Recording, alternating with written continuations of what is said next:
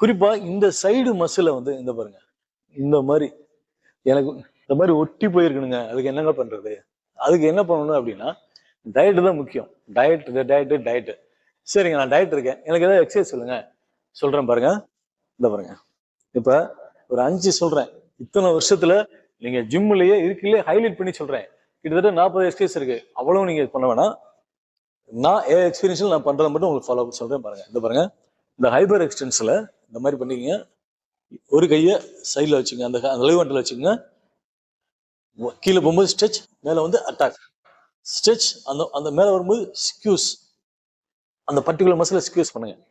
இதை ஒரு 3 செட்டு பண்ணுங்க. 20 கவுண்டிங் பண்ணுங்க சைட்ல. ஓகேங்களா? அடுத்து இந்த மாதிரி போர்டு இருந்துச்சுன்னா இன்க்ளைன்ல இப்படி படுத்துக்குங்க. இப்படி படுத்துக்கிட்டு இந்த பாருங்க சைட்ல தூக்குங்க. அதை ஃபீல் பண்ணி பண்ணுங்க.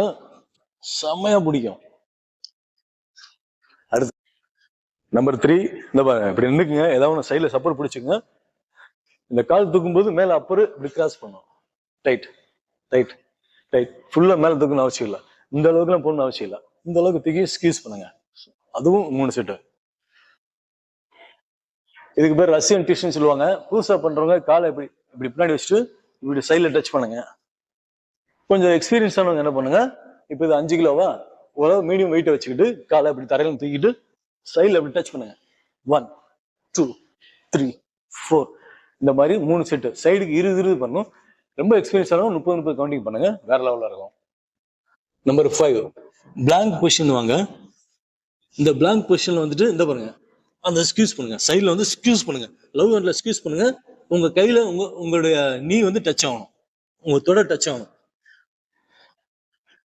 அவ்வளவுதாங்க. இந்த 5ஐயும் பண்ணி பாருங்க. வாரத்துக்கு 2 வாட்டி பண்ணி பாருங்க.